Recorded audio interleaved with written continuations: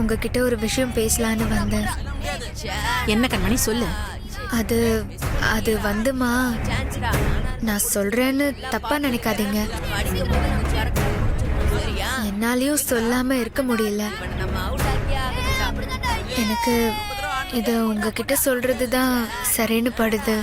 பரவாயில்லம்மா, நான் எதையும் தப்பா எடுத்துக்க மாட்டேன். எதுவா இருந்தாலும் தைரியமா சொல்லு.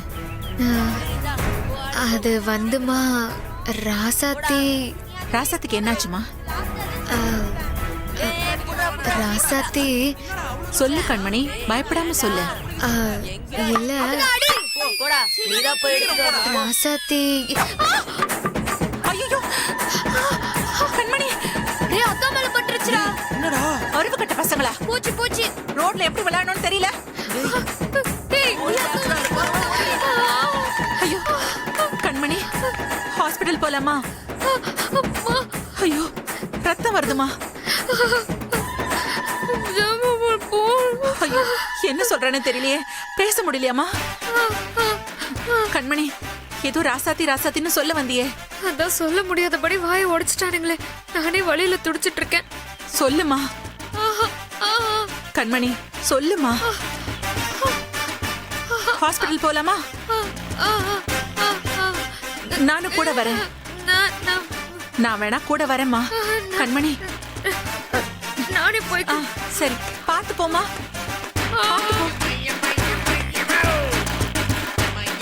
பார்த்து போ கண்மணி. பாவம், எதையோ சொல்ல வந்தா சொல்ல முடியாம அதுக்குள்ள இந்த பசங்க வாயை அடிச்சு உடைச்சிட்டாங்க. பாவம்.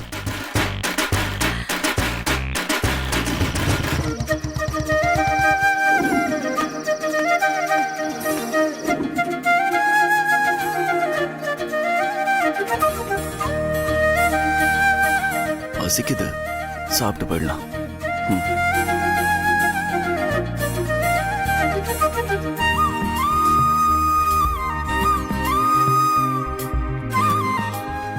ஏய் ராசாத்தி, ராசாத்தி, பசிக்குது, டிஃபன் எடுத்துட்டு வா.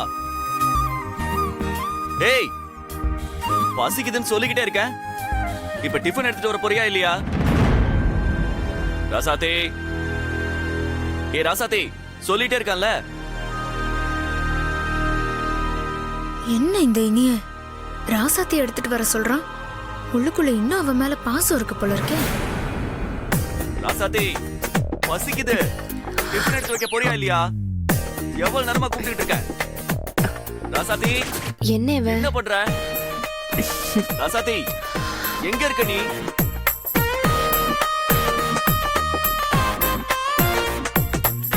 டேய், என்னடா ஆச்சு உனக்கு? என்னாச்சு? பசிக்குது, டிஃபன் எடுத்துட்டு வான்னு கத்திக்கிட்டு இருக்கேன். அவ இன்னும் எடுத்துட்டு வராம இருக்கா. நீங்க வந்து என்னாச்சுன்னு கேக்குறீங்க. ஆமா, அவ என்ன பண்ணிட்டு இருக்கா? தூங்கிட்டு இருக்காளா? டிஃபன் எடுத்துட்டு வர சொல்லுங்க அவள. டேய் கிறுக்கா, என்னம்மா? நீ மறந்துட்டியா? அவ மாசமா இருக்கான்னு அவளை அவங்க அம்மா வீட்டுக்கு கூட்டிட்டு போயிருக்காங்க.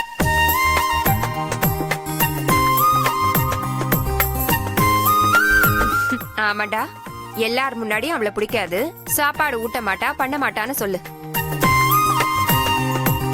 அதுக்கப்புறம் வீட்டுக்கு வந்த உடனே பொண்டாட்டி அவ வீட்டுக்கு போனது கூட தெரியாம வந்து சாப்பாடவைன்னு கத்திக்கிட்டு இருக்க. உள்ளுக்குள்ள பொண்டாட்டி மேல அவ்வளவு ஆசை இருக்குல்ல, அத வெளியே காட்டாம அப்படியே வீராப்பா சுத்திக்கிட்டு இருக்கிறது. இதாண்டா ஆம்பளைங்களோட புத்தி. இரு, நான் எடுத்துட்டு வரேன்.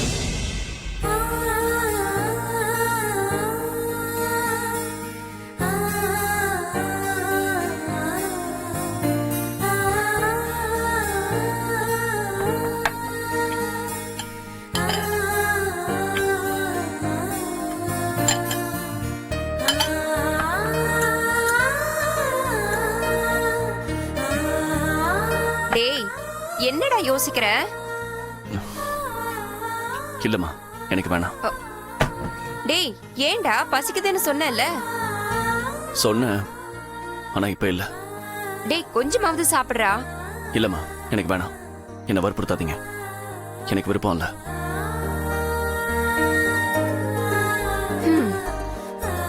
பொண்டாட்டி இல்லைன்னா சாப்பாடு இறங்க மாட்டேங்குது துரைக்கு.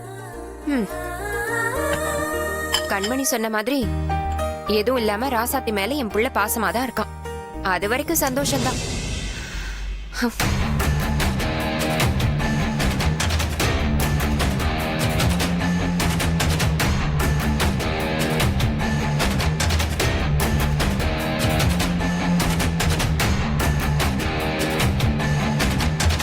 இவன் உண்மையாவே அவன் மேல பாசம் வைக்க ஆரம்பிச்சிட்டானே. இவனை இப்படியே விடக்கூடாது. நாம எவ்வளவு சீக்கிரம் சொல்லணுமோ அவ்வளோ சீக்கிரம் சொல்லி அவன் மாசமா இல்லைங்கிற உண்மைய எல்லாருக்கும் தெரியப்படுத்தணும். இன்னைக்கே சொல்லிருக்க வேண்டியது. நாம சொல்லும்போது ஒவ்வொரு தடவையும் விதி வந்து தடுத்துருது. நம்மளா நேரடியாக எல்லார்கிட்டயும் சொல்லலாம். ஆனா நாடகம் போடுற ஐடியாவே நம்மளதுன்னு தெரிஞ்சா பிரச்சனை நம்ம பக்கம் திரும்பிடும். அதனால வேற ரூட்ல தான் இது எல்லாருக்கும் தெரியப்படுத்தணும். நான் தெரியப்படுத்துறேன்.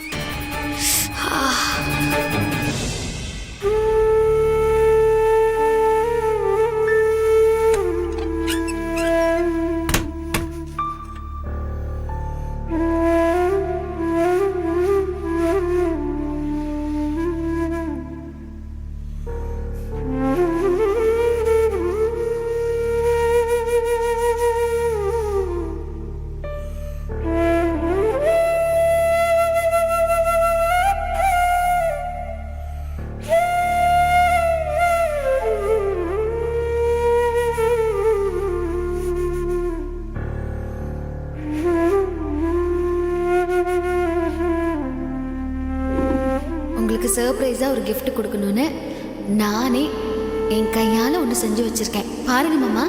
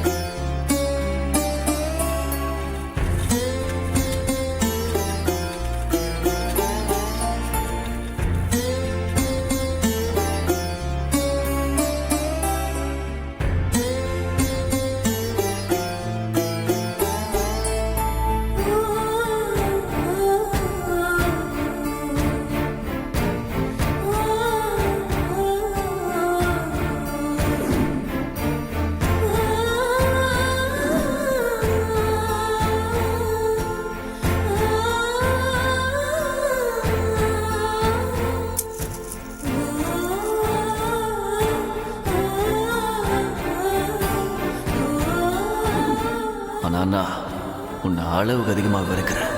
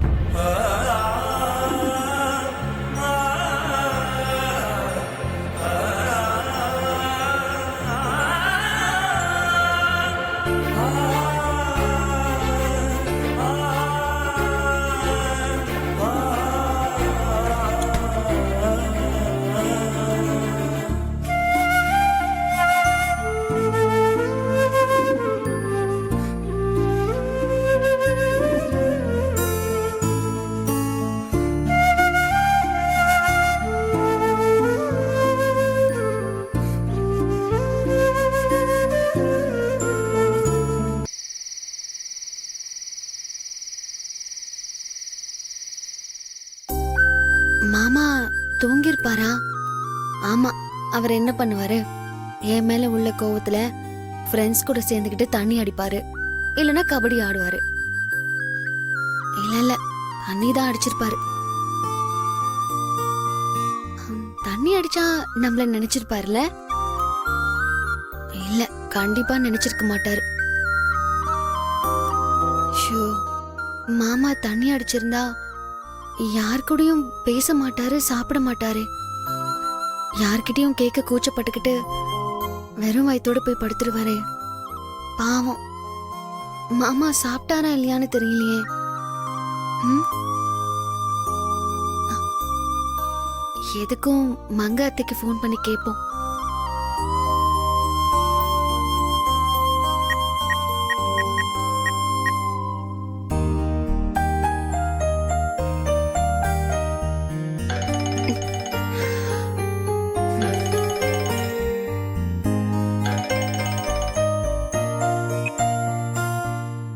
ஹலோ அத்தை, நான் ராசாத்தி பேசுறேன். ராசாத்தி, எப்படி இருக்க? உடம்பு எப்படி இருக்கு? அடிக்கடி வாந்தி ஏதாவது வருதா? ஒழுங்கா சாப்பிட முடியுதா? அதெல்லாம் ஒரு பிரச்சனையும் இல்ல அத்தை. நல்லா சாப்பிடுறல்ல? ம், அதெல்லாம் நல்லாதான் அத்தை சாப்பிடுறேன். அங்க சந்தோஷமா தானே இருக்க? எனக்கு எந்த குறையும் இல்ல அத்தை. சரி ராசாத்தி, சொல்லு, என்ன விஷயம்? எதுக்கு ஃபோன் பண்ண? அது சொல்லு. மாமா வந்துட்டாரா? வந்துட்டானே. அத்தை, சாப்பிட்டாரா? அதை ஏன் கேக்குற ராசாத்தி? அவன் வந்த உடனே ராசாத்தி வந்து சாப்பாடு போடுன்னு உன் பேரை சொல்லிதான் கூப்பிட்டான். அதுக்கப்புறம் அவன் இங்க இல்லடா, அவங்க அம்மா வீட்டுக்கு போயிட்டா, மறந்துட்டியான்னு சொன்ன உடனே அவன் ஒரு மாதிரி ஆயிட்டான் ராசாத்தி. அத்தை, நிஜமாவா சொல்றீங்க? அப்புறம் என்ன, நான் பொய்யா சொல்றேன்? துரைக்கு நான் டிஃபன் எடுத்து வச்சா பிடிக்கல போல, பசி இல்லைன்னு சொல்லிட்டு சாப்பிடாம எழுந்து போயிட்டான். ஐயோ, என்ன அத்தை, மாமாவை சாப்பிட வைக்காம அனுப்பிட்டீங்க? நான் என்ன பண்ணட்டும்? பொண்டாட்டி மேல இருக்கிற பாசத்துல அவ இல்லைன்ன உடனே அவன் சாப்பிடாம போயிட்டான். சின்ன பிள்ளையா இருந்தா கூட அடிச்சு ஊட்டி விடலாம். ஆனா அவன் பெரிய பிள்ளையாயிட்டானே, பொண்டாட்டி பிரிவை நினைச்சு ரொம்ப ஃபீல் பண்றான். சரி, அப்படியே கொஞ்ச நேரம் ஃபீல் பண்ணட்டும்னு நானும் விட்டுட்டேன். இப்ப நீ அதுக்கு என்ன பண்ண சொல்ற? ஆ, அத்தை, சொல்லு ராசாத்தி. மாமா கிட்ட போனை தரீங்களா? எனக்கு பேசணும் போல இருக்கு. சரி, லைன்லயே இரு.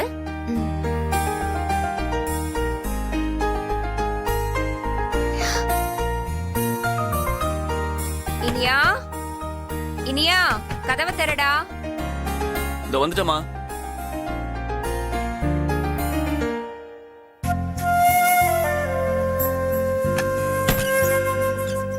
என்னம்மா? ராசாத்தி உன்கிட்ட பேசணுமா? பேசு.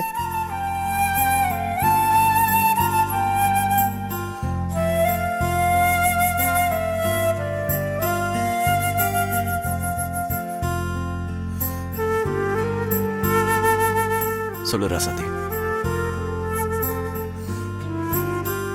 சாப்பிட்டியா? சாப்பிட்டேன் மாமா. நீங்க சாப்பிட்டீங்களா? நானும் சாப்பிட்டேன். ஏன் மாமா போய் சொல்றீங்க?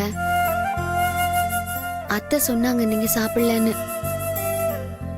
இப்படி சாப்பிடாம இருந்து உங்க உடம்புக்கு எடுத்துக்காதீங்க. முதல்ல போய் சாப்பிடுங்க.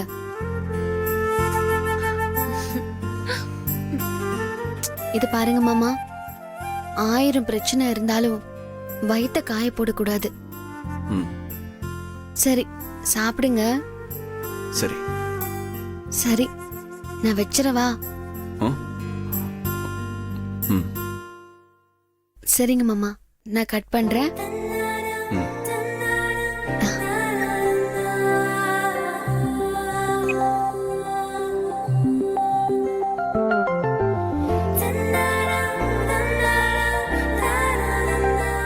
அம்மா, அவகிட்ட ஏமா நான் சாப்பிடலன்னு சொன்னேன்? பின்ன நான் சொன்னதா நீ கேட்க மாட்டேங்கிறியே. நீ அவகிட்ட சொல்லாதம்மா, அவ மனசு வருத்தப்படுவா. இந்தம்மா போன். போய் தூங்கு.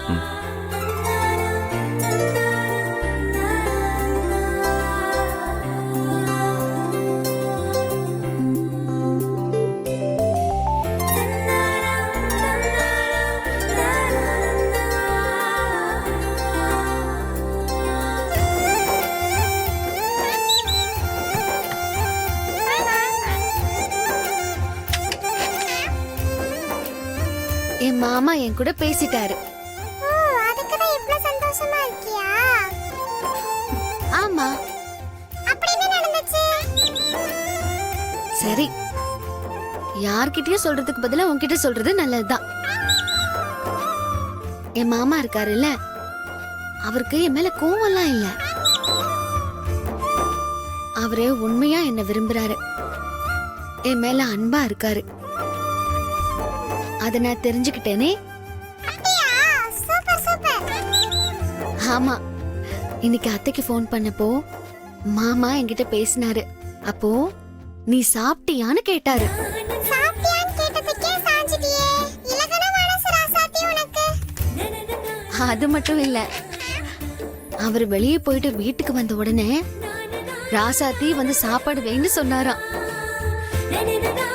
என்னை பத்தியே நினைச்சிட்டு இருக்கிறதுனால தானே அவருக்கு என் பேரு டக்குன்னு ஞாபகம் வந்திருக்கு. அப்போ மாமாவுக்கு எப்பவும் என் நினைப்பு தானே. ஆமா ஆமா, மனசுல இருந்தா தானே வார்த்தையா வரும். ஆமா, அன்னைக்கு ஏதோ கோவத்துல என்ன திட்டாரு. ஆனா இப்போ அவருக்கு என்ன கொஞ்சம் கொஞ்சமா பிடிக்க ஆரம்பிச்சிருக்கு. என் மேல அவர் பாசம் காட்டுறாரு. இன்னும் 2 நாள்ல மாமா முழுசா பாசத்தை காட்டுவாரு. அவர் மனசு முழுக்க நான் தான் இருக்கேன். அது நினைச்சா எனக்கு ரொம்ப சந்தோஷமா இருக்கு. ஆமா ஆமா, இருப்பாரு இருப்பாரு. அந்த ஆத்த அருளால மாமா எப்பவும் என் மேல இந்த மாதிரி அன்பா இருக்கணும். இருப்பாரு. ஐயோ, இப்ப நான் ரொம்ப சந்தோஷமா இருக்கேன். உன் மாமா உன்னை சாப்பிட்டியான்னு கேட்ட சந்தோஷத்துல எனக்கு சாப்பாடு போட மறந்துட்ட பாரு. போய் சட்டுன்னு 2 பழத்தை எடுத்துட்டு வந்து கொடு. குடுக்குறேன் இரு.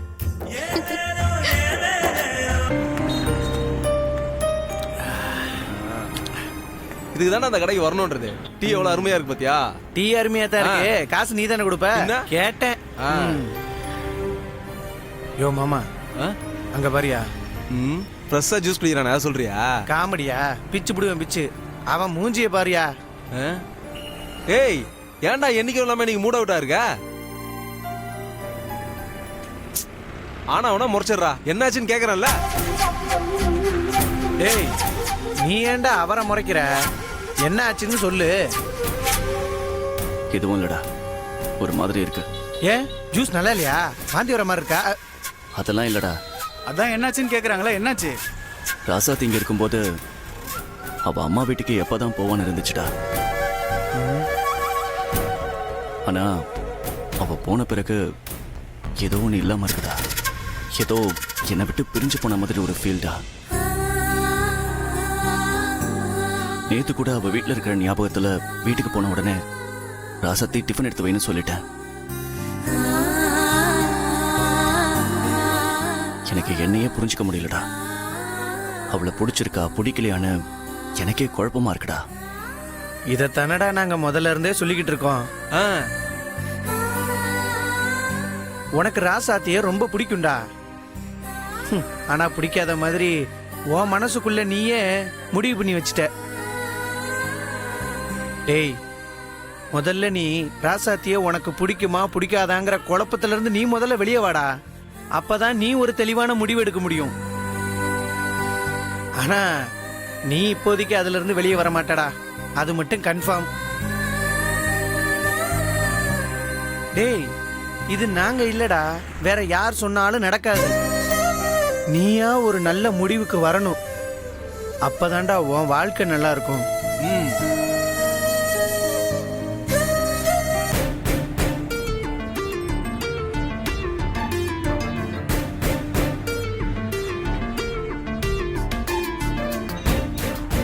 ஐயா, தர்மம் பண்ணுங்க ஐயா. ஏதாச்சும் இருந்தா போடுங்க ஐயா. எங்க உங்களுக்கு தான் கை கால் நல்லா இருக்குல்ல, உழைச்சு சாப்பிட வேண்டியதானே? எதுக்கு பிச்சை எடுத்து சாப்பிடணும்?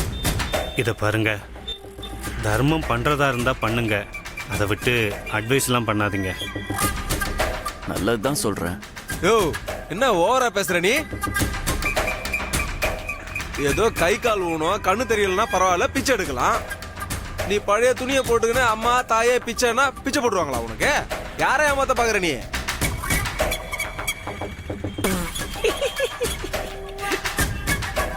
பிச்சை எடுக்கிறதே ஒரு தொழிலாக்கி வச்சிருக்கீங்க. இங்க பாரு, ஒண்ணும் போட முடியாது, கிளம்பி போ. என்ன லுக்கு? இங்க வரியா? உனக்கு பசிக்குதுன்னா சொல்லு, நான் வேணா வேலை வாங்கி தரேன்.